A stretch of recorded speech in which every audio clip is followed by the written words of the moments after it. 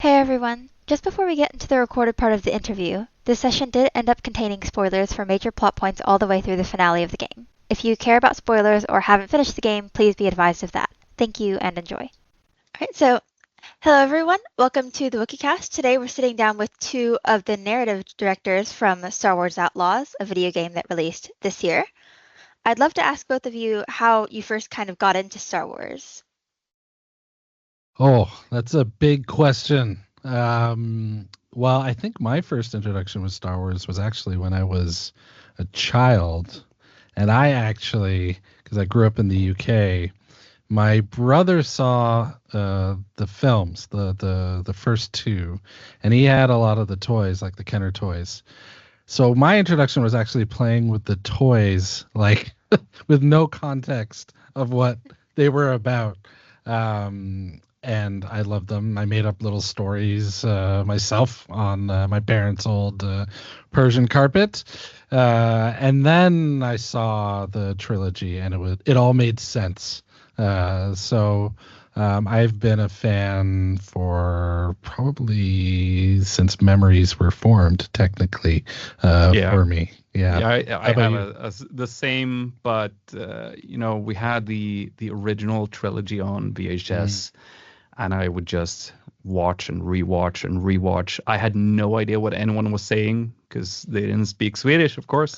But it was just so evocative and visually interesting that it was just, it just drew you in regardless. And of course, we also had a bunch of toys. I remember like little Ewoks just scattered across the house. I still have them in a bag somewhere.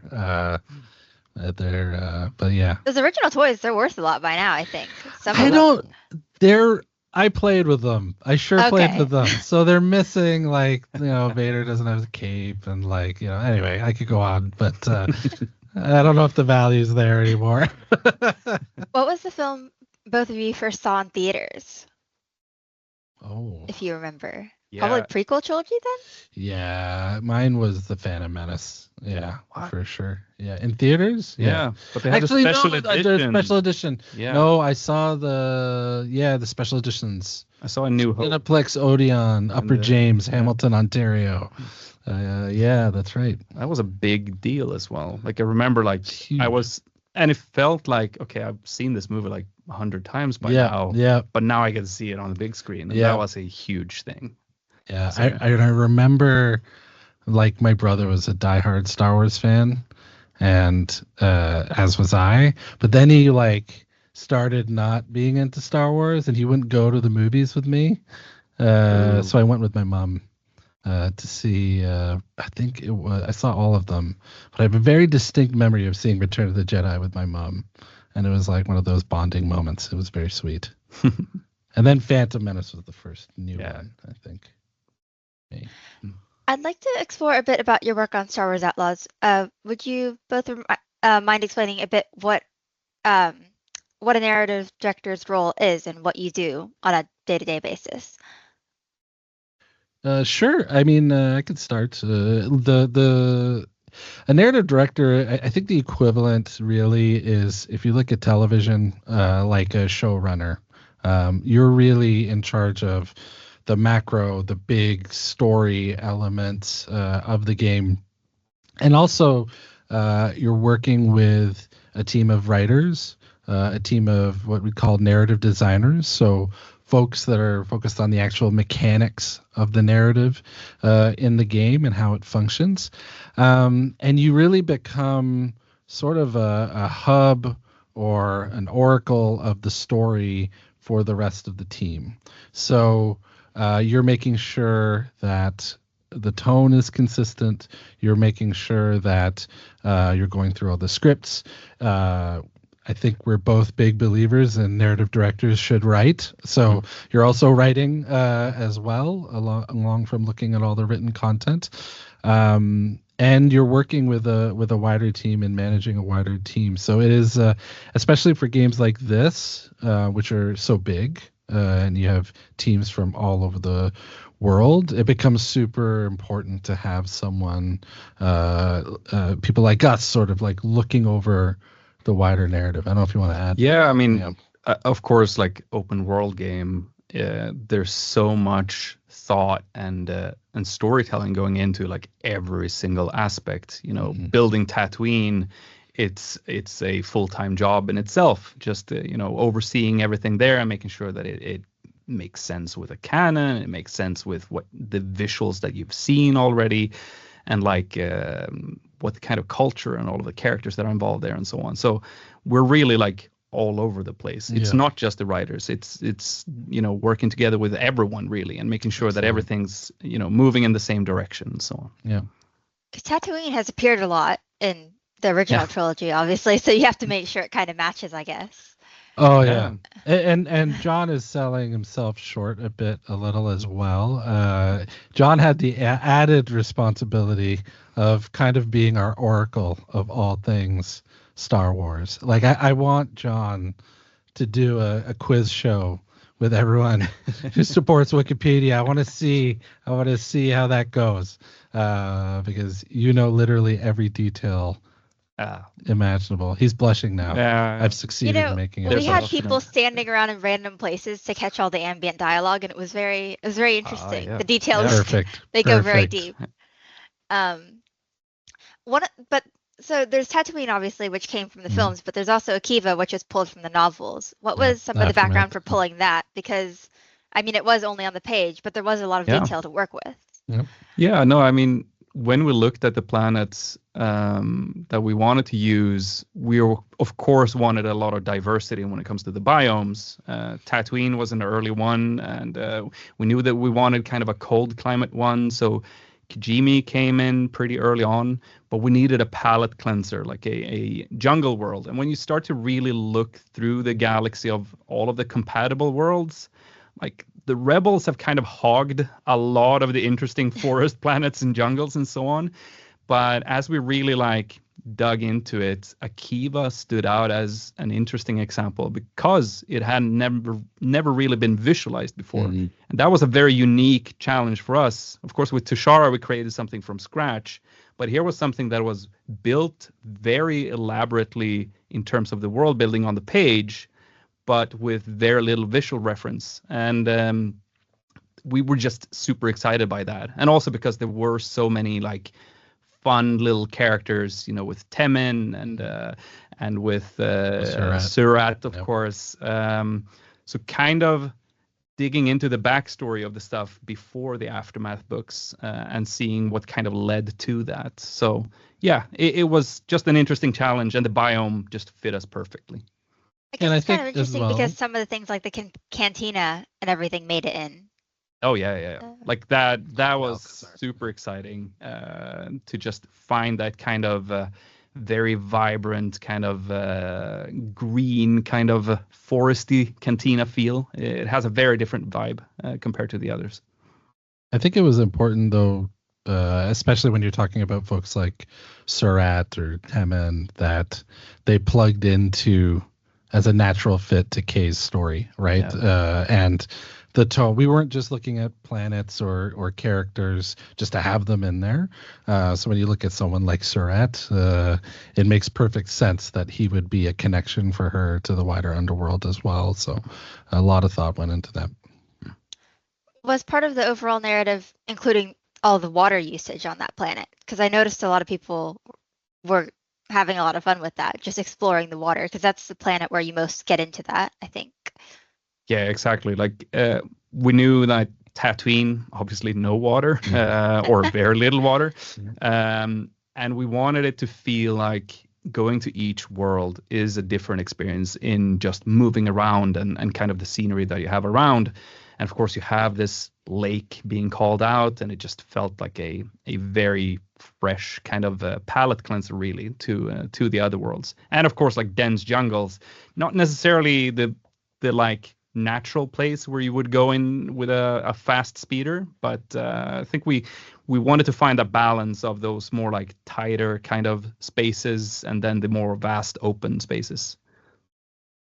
What was some of the inspiration for having ND5's storyline kind of tie into that whole battle droid and Akiva thing? Because he's a Clone Wars era battle droid, so he was able to kind of explore that.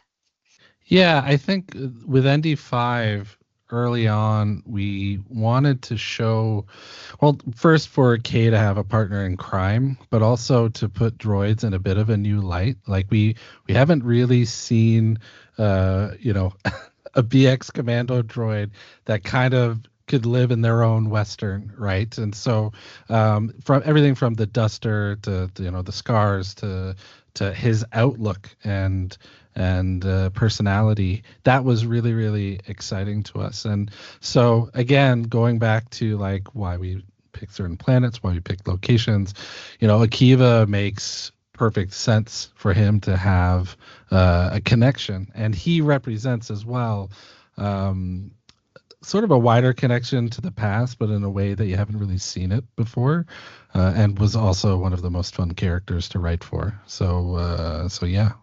Yeah, and there is that thing also of the Clone Wars are pretty much to Kay its ancient history. Yeah. Like she was born right at the end of it, and she has no memory of it. And of course, the Empire is controlling the narrative on what people know about the Clone Wars and about the Jedi and so on.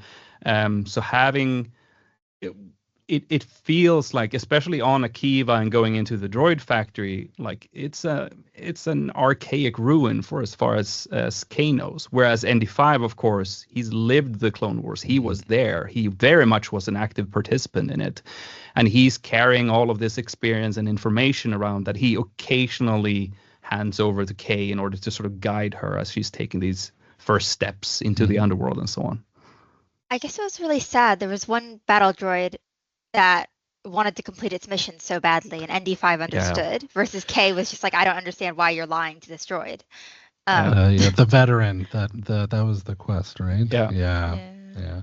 But ND5 was a vehicle for a lot of that. Maybe he was a very useful element for us, especially considering Kay doesn't know the wider galaxy. So not only the lore, but just knowing the galaxy itself. But B, I think as well, he's living his connection to Kay. And I might get a little deep here, forgive me. But Kay has been through her own trauma, as well, and ND5 has too. And so his experiences in the war shape who he is. And so, especially if you play that mission, I think some of that comes to light as well.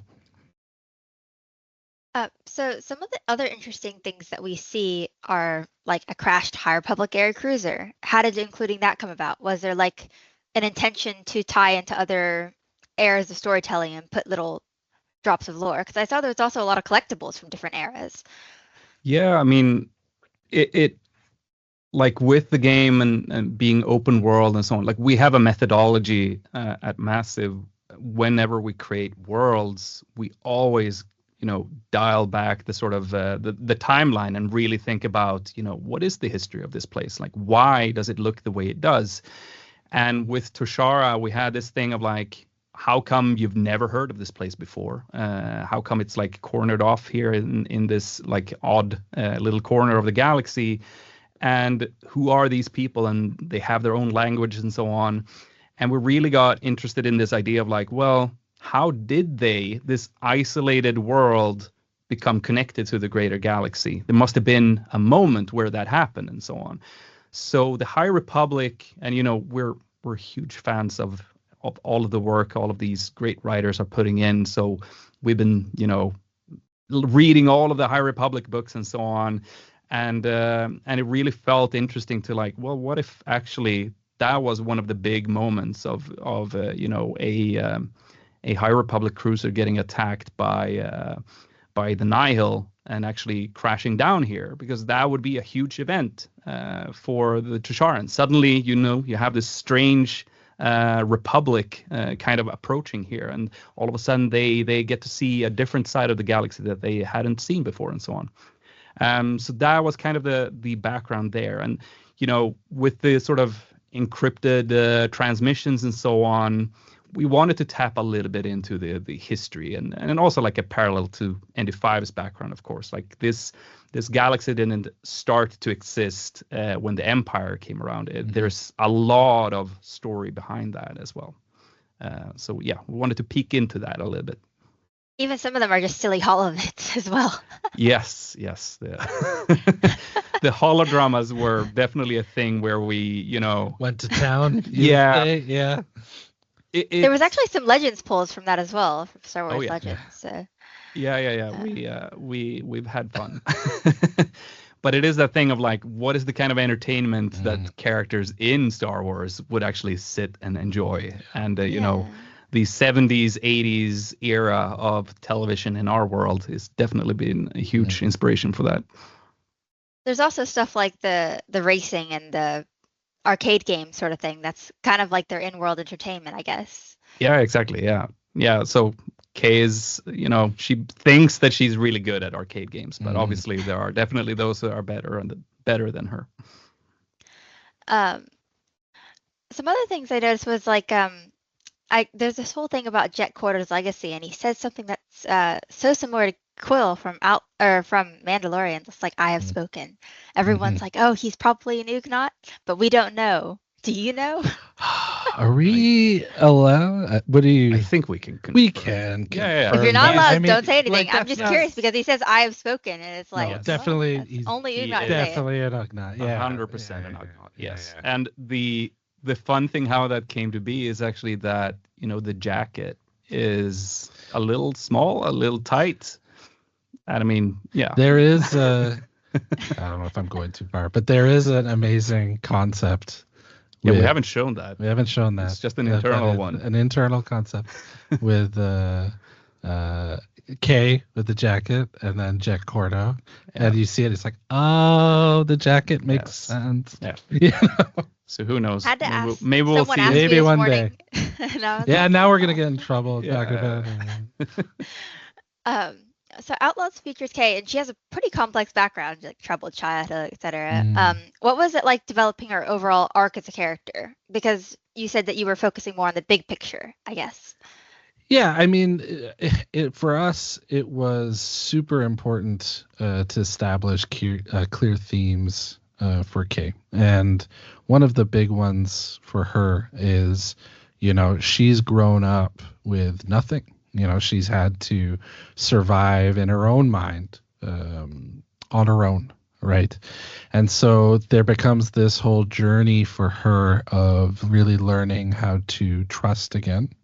And in a lot of ways, if you play Outlaws, it's kind of the story of her and ND5 growing together. I mentioned that earlier about healing that sort of trauma. For her, it's of abandonment, right? And for ND5, it's what happened, both during the war and in his relationship with Jalen. But with Kay, I think what was really, really interesting to us was, on the surface, you see someone who's maybe a bit naive, doesn't know the wider galaxy, doesn't know, doesn't even necessarily have a huge grand plan all worked out, and you're really experiencing the journey with her and exploring the galaxy with her. But I think what was crucial for us was that even if there is a heist, even if there is this, death mark on her back that she's trying to shake, the personal is really what matters. The heart is what matters. And with Kay, it really is, she has to learn how to trust again. Like if everyone she knows has sort of, she's sort of lost faith in them, or they've abandoned her. What does she do, and what can you do to help her find that again? And that really became the North Star for her. Every conversation, every theme, we always tried to go back to that, and really then, if you look at the character, who's her only family, right? It's Nyx. So there's a protective bubble that she's formed that no one is going to break, and ND5 sort of represents the cracking of that bubble. Is that kind of why she's so desperate to save Nyx, because she trusts him, and it's like the one person, or one character that she really Yeah, trials still. exactly. I mean, Like, that I must that rescue him. the amount of thought that went into that whole section, I think the team has did a great job, and it's and that's a, if you look at it, that's also there's sort of a triangle of theme there, where one, gameplay wise, it's the first time you've not really had Nyx. Two, her only family is torn away from her and is headed to Jabba's palace. And three, ND5 realizes that his snide remarks, his, telling her to forget about Nyx, is like, wait a second, I've hit a nerve here. And so a lot of elements came together, I think, there. I think there was also that thing of course, with the flashbacks, actually seeing that, as her mother left, Nyx was still there. Like, so Kay and Nyx kind of were left alone together. And I think it's only human to kind of latch on to whatever stable anchor you can find, to find sort of the confidence and the comfort to keep going. And they really, they grew together. Yeah. They are basically one unit. Like, they're inseparable. And that tension with her mother, as you said, the abandonment, probably stayed with her for a really long time. I could see the emotion, I guess, in those scenes. How does developing her character come back? Because there's a couple flashbacks, I think, throughout. Yeah. Developing her mother coming back? Yeah. Or, her mother I guess coming this back, is a that spoiler discussion, yes, right? There's a spoiler. You'll put there's a spoiler little... warning at the start. Great. Amazing. I love these ones because it's sort of like you could just talk about anything. And that was really a bit of a sucker punch we planned very early, right? We wanted you, if you look at that moment and the way it's sort of teed up, Kay has just come to a place where, she's gone through so much to try and save ND5. Right? Who, I'm regaining a family again, right? And the moment that she gets to that point, the mean story team decides to reintroduce her mother, right? And big credit to Umberly as well, Gonzalez, because she really tapped into something. I think it's the first time you see almost rage kind of under the surface of Kay's performance. And so and the actor for Rico as well, Nicola, did a really, really awesome job, and the team did a great job with it. But the whole setup of that was to lull you into safety and then introduce this character, but also Rico, she doesn't know how to be a mother, right? And you sort of see that in the scene. Like, we're very careful. Like, she doesn't really hug. She doesn't know how to even interact with Kay. So she still has this love for her, but she herself is in a really, really tricky spot. And of course, that not everything is exactly like Kay believes, with the whole thing of she has always kept an eye on Kay as well. Like, that, I think, was important to us to make it clear that, yes, Rico is a flawed parent, but she's done as best as she could with the sort of circumstances that she had, and probably her upbringing wasn't great either. So there is that thing of the galaxy is full of these people with problems that are way bigger to them than the sort of plight of the rebellion and so on. Like, most people just try to survive and get by, and that was kind of the themes that we tried to get into there as well. Make sure you finish the game and don't skip the credits. Don't skip the credits. That's an interesting thing, because if you play it all the way straight through, you get hit with the Rico reveal, and then you have the whole Slero family drama right after it. Yeah. That was interesting. How did writing that come about? And honestly, Vader's pretty busy during this time period, so how did he sneak in there? Yeah. He carved out some time. Carved out a little time. Well, it's a big question. I mean, I think, starting with Vader, we were, again, super careful with the idea of, like, cameos. We didn't really want to do cameos. It was that if someone shows up, they're propelling the story forward. Like it makes sense that they're connected. So in that instance, it really was the big. It feels weird to talk about this stuff because we haven't been able to. But like that's the big ISB reveal, right? And so it felt very natural for him to have there. And Lucasfilm was super supportive of that, to the point where like I thought we weren't gonna get away with it. And the pitch for that scene was a lot of fun, where we wanted it to be, we see Vader force choke, we see him physically hurt people, but what happens if he destroys everything but the person that he's threatening? And that was the impetus for everything shattering and coming around Slero and that kind of thing. It's a very toxic work environment. I would not want to build a career in the Empire. No, not at all. And then there's Slero and Jalen. There was a lot going on there. I think we wanted to show Jalen as a character that is so manipulative. He can talk to sort of Kay as if he's had that sort of hardship, that he sees the struggles of the galaxy and all of that. But then this reveal of like, okay, he's been born with a silver spoon in his mouth.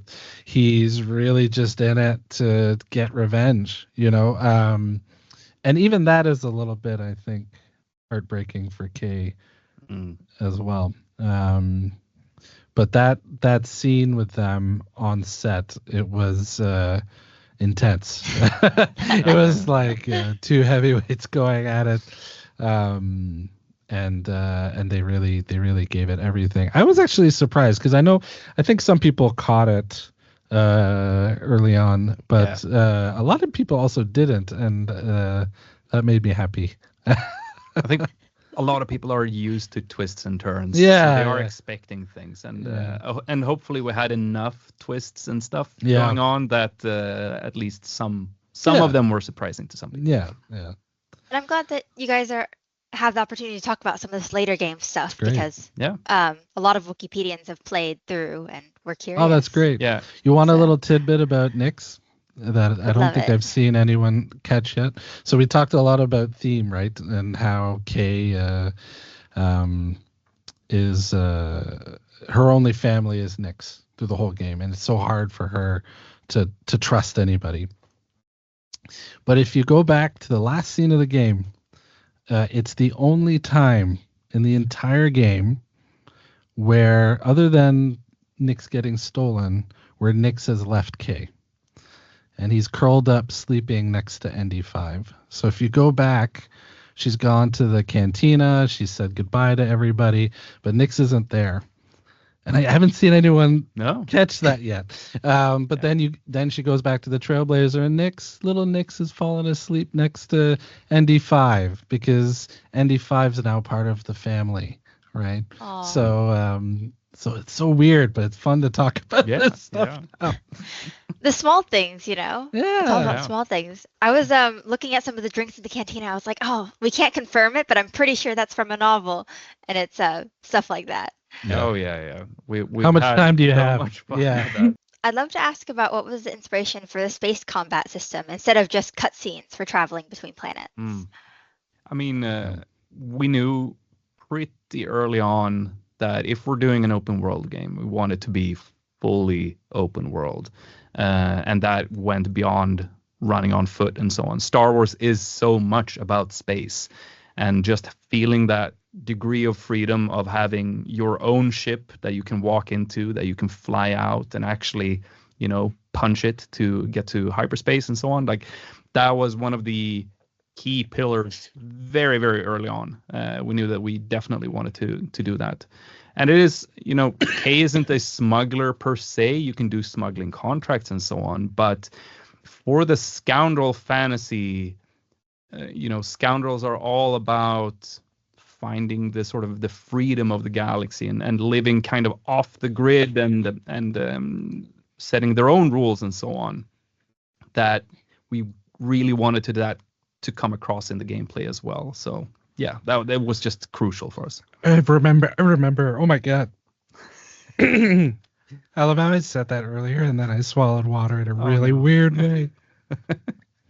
But I remember when the hyperdrive first came online, and I was just jumping. All I did was jump. Like I didn't want to even do combat. I was like, this is the most amazing feeling ever. But I think it's exactly what you said. Like, the ground to speeder to space to combat, like that's the whole like the thing that we wanted to capture in Outlaws is as much freedom as possible, as much choice as you want to approach things as possible. Due to having so much player choice, you can technically do all 3 planets in any order, although there is a recommended order. Just canon-wise, is it ambiguous to as what order the planets occur in, or does the main storyline kind of go from Tashara to Tatooine to Akiva because that's the recommended order? If you know. That's a really interesting point, and I think that that's a larger question as well. Like something that is very specific for games, of course, in that there is a certain degree of player agency. Yeah. And you can go into details of like, did Monda live or die? It depends. Like for some players, she definitely died because she's an awful Crimson Dawn spy, or for other people, they would, flip and work with them instead. Honestly, the way we deal with it as well, at least, is that we won't judge where things went. And I'm sure that there are so many minor events happening in the galaxy that, are forgotten or is ambiguous, and some people understand it one way, some people understand it the other way. We're not gonna dictate what is correct, and that takes away from the fun a little bit too. And also, like, the way we've talked about it is it's Star Wars is filled with myth, right? And people telling stories, so like, how truthful are they with what might have happened or didn't happen? Hey, I had to ask. We're currently figuring out what order to put the planets on in Wookieepedia. So. Oh, I love that. So we're like, well, we should probably write it like this. It's a technical question as well. Yeah. I mean, at the end of the day, we're just trying to write the articles to display the information, I guess, in the least spoiler way possible. So I can say production-wise, what has happened a lot is Kijimi, Tatooine, Akiva. That's the order that, for sanity's sake, it became a natural. It was I don't know why, but it just naturally felt that way. But honestly, it's designed. We spent so many hours making sure you could go wherever you want. So I wouldn't want to discourage anyone to go the order they feel. Yeah. By the way, I have to say, one of my favorite pages on Wookieepedia is the one with the galactic timeline of events. Yeah. It's just so fantastically bloated and detailed. In a good way. In a good way. It's so much. Yeah. It's just fun to scroll through. And the speed with which you all operate. Like, we were geeking out when the announced trailer happened. And it was probably within, what was it, like 10 minutes or something? Some wonderful person popping up. Transcribed the Orabesh menus in Jauntus Hope from the gameplay reveal. Way. Yes. I love that. It's a coordinated effort for sure. Yeah. But even like catching, and sometimes, it's fun to see the speculation as well, right? Like, I think it was it Crimson Reign that Slero appeared in. First, yes, in shadow as an ISB in his ISB gear, and like no one knew that was the villain of Star Wars Outlaws. So seeing him pop up, I remember you messaged me like, "Look, Slero's there," I was talking with E.K. Johnson recently, and she said that she actually included Alira in the book because she was going to appear in Outlaws. So that's interesting.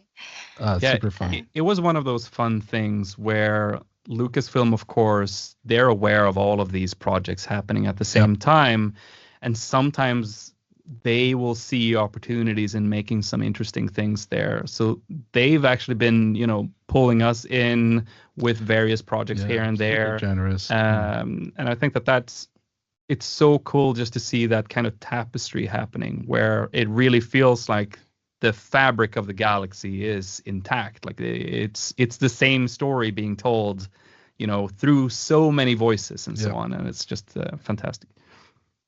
Thank you so much for sitting down with us. If there's one thing you tell people about Outlaws to encourage them to try it, what would you say? Well, I would say it is actually a really perfect time to think about picking it up. And I would say on November 21st, not only is Outlaws coming out on Steam, but it's also the release of our first DLC called Wildcard. So I'm very certain folks in the Wookieepedia community would be excited to go through a Sabak tournament with none other than Lando Calrissian. So, and not only do we have the DLC with an exciting sort of new story with Lando, who is so awesome to write for, but even the game we have now, we've really been listening to the community. We've been listening to the feedback, whether it's fans, it's YouTubers, it's journalists. And so there's going to be a whole host of combat improvements, stealth improvements going in the game, AI detection. So not only is the DLC coming out, but also it's a perfect time to pick up the main game, and yeah, that's what I would say. Yeah, and I think genuinely that even if you're not a Star Wars fan, I think that there's so much stuff that we put in there that should hopefully kind of open your eyes to the awesomeness of this wonderful galaxy.